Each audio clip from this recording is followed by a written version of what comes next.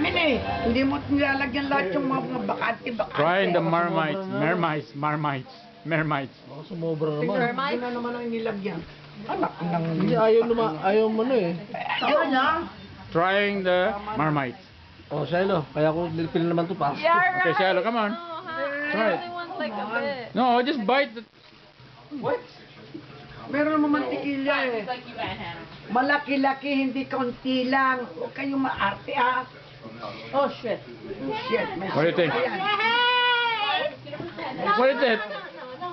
Huh? Maalat lang naman pa. Maalat lang na may What is it? lasa, pero hindi talagang... Good? It's not bad, really. Hindi talagang bad. Maalat lang, tapos pumapait. Yeah. That's it. It's like dirty underwear. There. What is it? What is it again?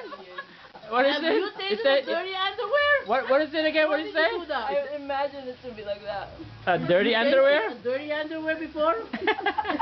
Ang mga walang hiyayang mga yan, nakain kami sa Vietnamese. Yeah. Gustong-gusto ko yung Tastes patis like- nila. Yung kanilang sasawan. Uh-huh. Napatis na matamis-tamis. Uh-huh. Friends, tastes like... Parang vinegar siguro. Oh, yeah. Tastes like what, Aaron? Gumagawa kami no. Tastes like... Masarap ako din hinihigop ko. Parang ano yun, parang sa... But just keep on eating it. Sara, Tastes like feet. Masarap ko hinihigop ko. Tapos? Sabi-sabi May parang ano, daw, pagkatapos, parang daw ano, pinanghinawan ng paa. Siya lang nasabi Maybe. dito sa Vietnamese, parang pinanghinawan ng paa or parang something with the paa. May patis kasi yun eh. Like And the question now is why? Have you ever tasted a wet something? No, but if I would, that's what it would taste like. Really? tastes like what? No, but this one really tastes like dirty underwear.